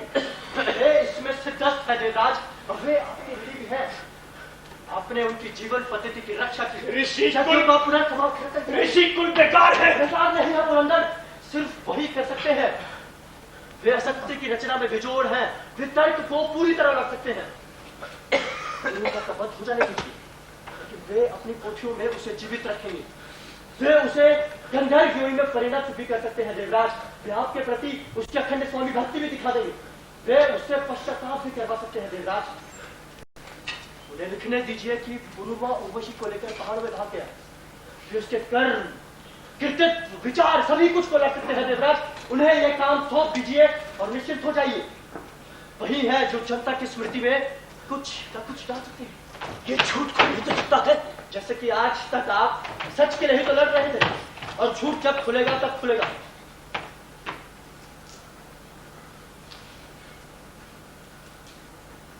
मुझसे तभी चूक हो गई।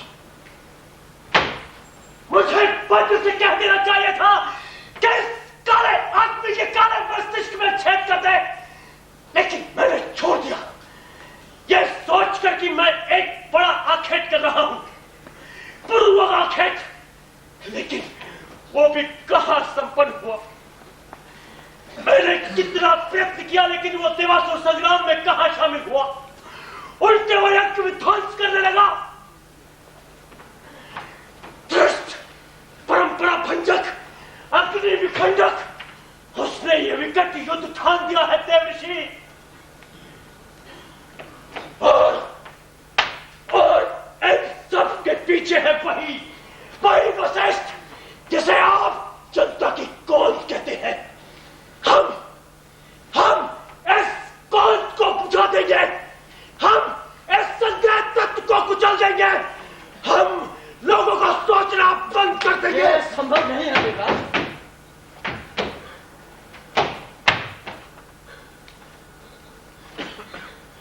क्या संभव? फिर तो कुछ भी संभव नहीं है। फिर तो सारा रक्तपात व्यर्थ है। देवऋषि, हम हार रहे हैं देवऋषि। हम धीरे धीरे खंडन हो रहे हैं। हम धीरे धीरे मौत की ओर बढ़ रहे हैं। देखो देखो देखो, महानेत्र पूरा हो रहा है। देखो, महानेत्र का चेहरा छूने से झुक रहा है। देखो देवऋषि, बात सुनिए। देवराज, आवाज मैं तो नहीं कर रहा था, लेकिन इस सत्य को झुठलाइए। आप दिग्विजयी हैं। जरा सोचिए, लोग क्या कहेंगे? दिग्विजयी? हाँ देवराज, दिग्विजयी। मैं कहता हूँ कि आप दिग्विजयी हैं। आप तो कहेंगे, लेकिन मैं कर क्या सकता हूँ? कर सकते हैं देवराज, और हम करेंगे। वशिष्ठों को अंधेरी कदराओं में, अंधेरे जंगलों में ढकेलेंगे। लेकिन कब तक? जब तक कौन करेगा? देवऋषि, महर्षि वशिष्ठ तो हमारा सबसे बड़ा शत्रु है। आप उसे इस तरह समाप्त नहीं कर सकते हैं देवराज। कैसे? सम्मान देकर। क्या? हाँ देवराज, वशिष्ठ को सम्मान देकर समाप्त कर दीजिए। वो कैसे?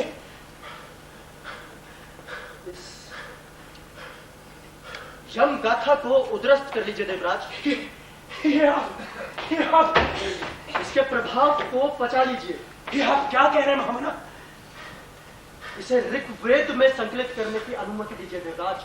आपके बातों का रहस्य क्या है? मैं जो कहता हूं वो कीजिए देवराज। मैंने आपके जघन्यतम कर्मों में आपका साथ दिया है और आज विदे रहा हूं। ध्वंस, महाध्वंस, मेघ, महामेघ, पुरुष मेघ।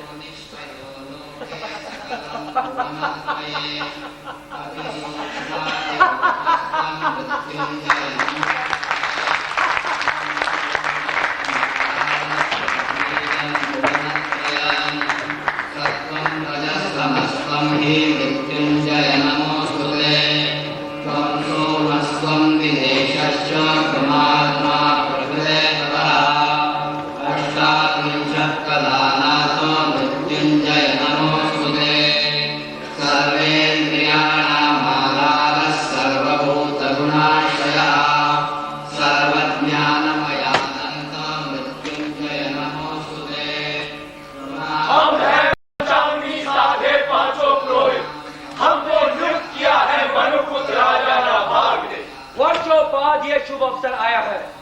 यह पावन पर्व उपस्थित हुआ है। ये देवताओं का पर्व, आर्य गणों का पर्व, पवित्र पुरोहितों का पर्व, यज्ञों के यज्ञ पुरुष मेघ का पर्व। कवि लोग जिसे कहते हैं मरण का त्योहार, लेकिन हम पुरोहित गण कहते हैं अमरता का उत्सव। अमरता का उत्सव।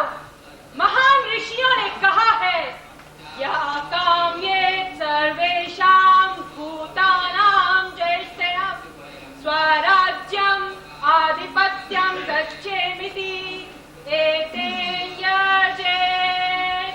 अर्थात जो सर्व प्राणियों में सर्वश्रेष्ठता, सर्वोच्चता और सर्वांत सर्वाधिकार की कामना करता है, वही इस यज्ञ को करता है। अर्थात जो इस यज्ञ को करता है, उसका इस धरती पर कोई शत्रु नहीं रह जाता। धर्म का आदेश है कि इस यज्ञ को पूरा किया जाए। अतः इस महाव्रत में हम उसे अमर करेंगे जिसने यज्ञों के समग्र विध्वंस का व्रत लिया था। उद्यत और वन्य पशु पुरुषों को आप सभी लोग जानते हैं। इसी पुरुषों ने हमारी संपूर्ण जीवन पद्धति, हमारी संपत्ति के स्रोत, ज्ञान और आनंद की गंगा यज्ञ के अमर विधान को समाप्त करने का प्रयत्न किया। असुरों और अनार्यों का प्रवक्ता बना। जो हमारे दास थे, जो सदियों से हमारे खेतों और घरों में बिना सिर उठाए काम करते थे, जिनके मस्तिष्क में हमने सनातन अंधकार भर दिया, उन्हीं जातियों को इस दुर्वृत्त ने अग्नि से संयुक्त कर दिया। हम ही है जो यज्ञ वेदी से उठाए। हम ही है जिन्होंने पुरुरवा का राज्याभिषेक नहीं किया, क्योंकि पुरुरवा वर्ण संकर है। वो बुद्ध और इला की अवैध संतान है। हम ना होते तो सब कुछ नष्ट भ्रष्ट हो जाता, सब कुछ बदल जाता। क्योंकि अंत में ब्राह्मण ही संरक्षक है। यही नहीं, मनोपुत्री इला का पुत्र होने के बावजूद उसने मनोपुत्र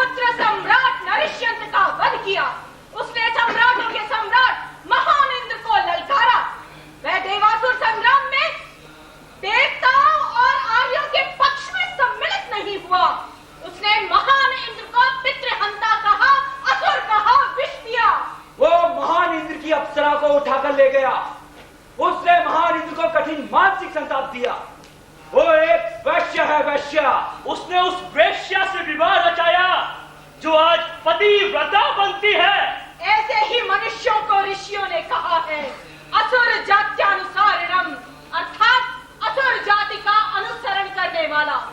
ऐसे ही पुरुष को महर्षि शांडिल्य ने पुरुष पशु कहा है और उसके लिए पुरुष मेध का विक्रम प्रस्तुत किया है। अतः ऐसे व्यक्ति को पकड़ने का हमें पूरा अधिकार है। हम चाहते तो पकड़ने के तुरंत उपरांत उसका वध कर सकते थे, किंतु नहीं बंधुओं, हम हत्यारे नहीं है।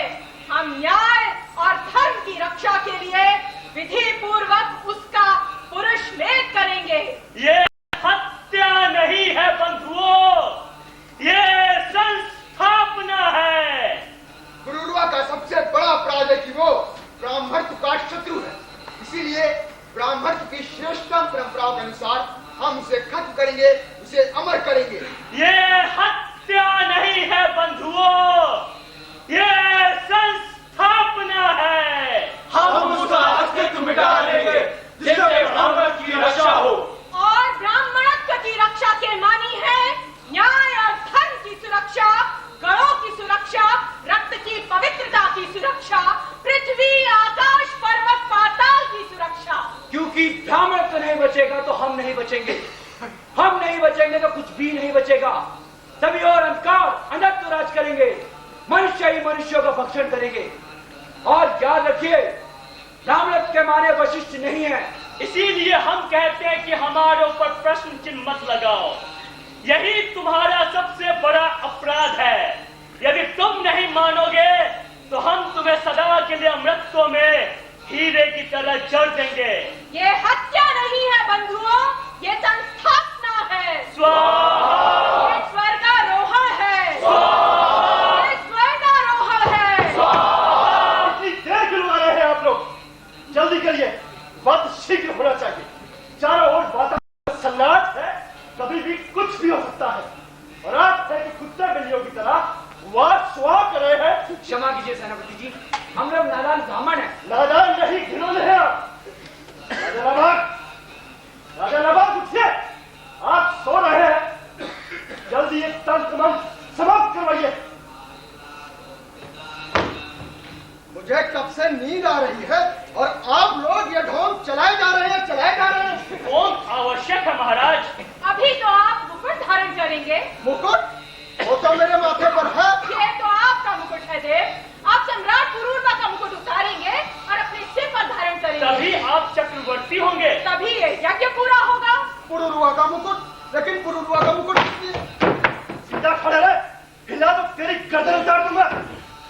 मेरा कोई अपराध नहीं है, मुझे बताइए महाराज।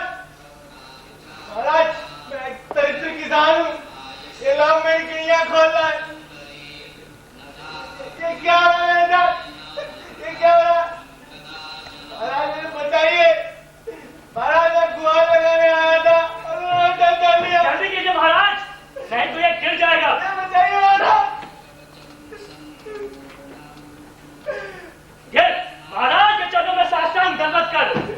सही महाराज। इसी तरह सम्राट पुरूरवा भूमि सात हुए।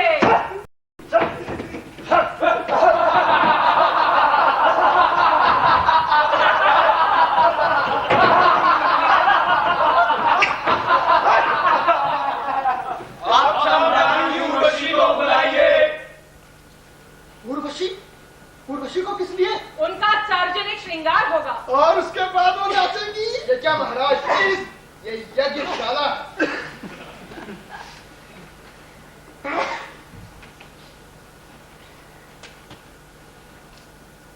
कहाँ है सम्राट पुरूरवा? मुझे उनसे मिलना है। आपके विधान में आज ये भी तो है। वो विधान तो कब का पूरा हो चुका देवी। पूरा हो चुका? पिछले 1 साल से तो मैं अंधेरे तलघर में बंद थी और आप कहते हैं कि विधान पूरा हो चुका।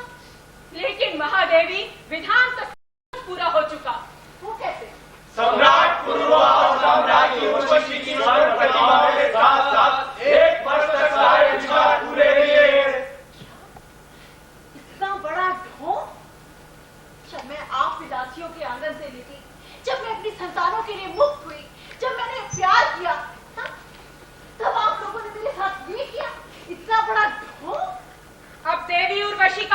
सार्वजनिक श्रृंगार होगा।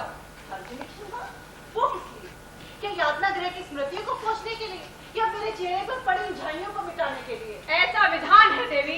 अच्छा, हत्यारों का भी कोई विधान होता है? अलग तक लगवा लीजिए स्वामी। किस हद से मेरी एड़ियों को सजा रहा है तू? मैंने ऐसा कुछ भी नहीं किया स्वामी। दूर हो जा, दूर हो जा इन नजरों से, मेरे पुत्र के हत्यारे।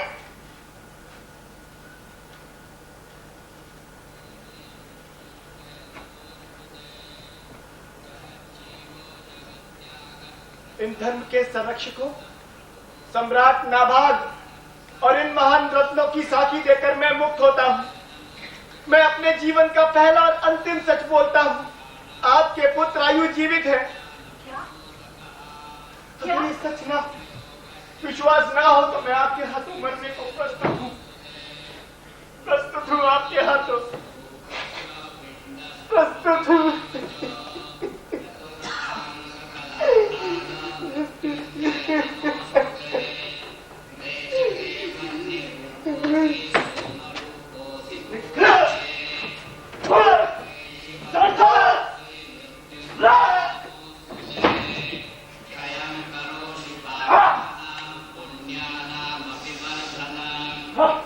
यज्ञशाला पवित्र हुई, पवित्र हुई, पवित्र हुई, पृथ्वी पवित्र हुई, पवित्र हुई, पवित्र हुई।